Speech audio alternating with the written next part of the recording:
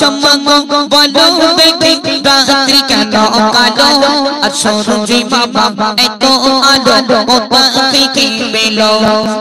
চমক বলো দেখি রাত্রি কেন কালো আর সূর্যি বাবা এত আলো কোথা থেকে পেলো সারা বছর বেঙ্গুল সব চুপি মেরে থাকে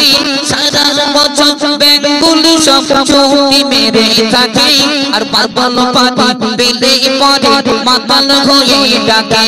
ও চমক বলো দেখি রাত্রি কেন কালো আর সূর্যি বাবা এত আলো কোথা থেকে পেলো পাখির কেন বাচ্চা হয় 12 বছর পরে পাখির কেন বাচ্চা হয় 12 বছর পরে আর সিংহ বাবা রেগে গেলে কিশোর কেন নাড়ে ও চমক বলো দেখি রাত্রি কেন কালো আর সূর্যি বাবা এত আলো কোথা থেকে পেলো সকাল বেলা ঘাসের আগায় শিশির কেন ঝরে আর জল বিছুতে লাগলে পরে গা কুকুকুকু করে চমক বলো দেখি রাত্রি কেন কালো আর সূর্যি বাবা এত আলো কোথা থেকে পেলো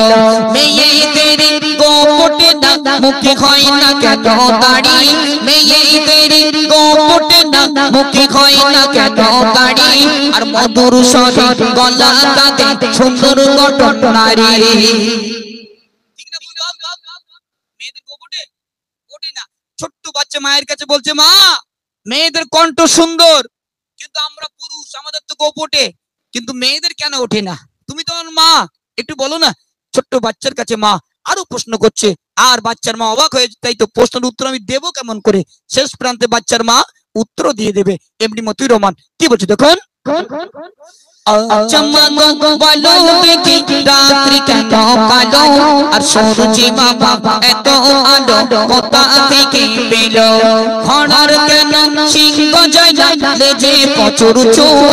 ঘোড়ার কেন সিংহ যায় না লেজে প্রচুর চুল আর কলা গাছে হয় না তকা তাই কি জানি ভুল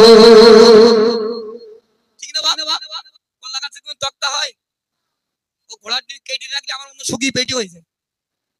কলা গাছ যেরকম পেটি হয়ে যাচ্ছে আমিও দিন দিন পেটি হয়ে যাচ্ছি জি আর ঘোড়ার দেখবেন শিং আছে এই ঘোড়ার শিং আছে শিং নেই লেজে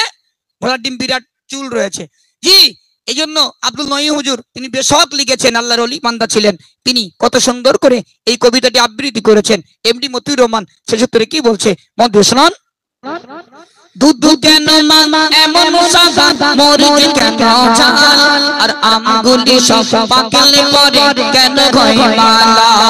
দুধ কেন মা এমন সাদা মরিচ কেন ঝাল আমগুলি সব পাকলে পরে কেন হয় মালা চমক বলো দেখি রাত্রি কেন কালো আর সূর্যি বাবা এত আলো কোথা থেকে পেলো কালো চাঁদ দিয়ে কেন কাবা শরীফ ঢাকা কালো চাঁদ দিয়ে কেন কাবা শরীফ ঢাকা আর কালো কালি দিয়ে কেন কোরআন মাজিদ লেখা একটু জোরে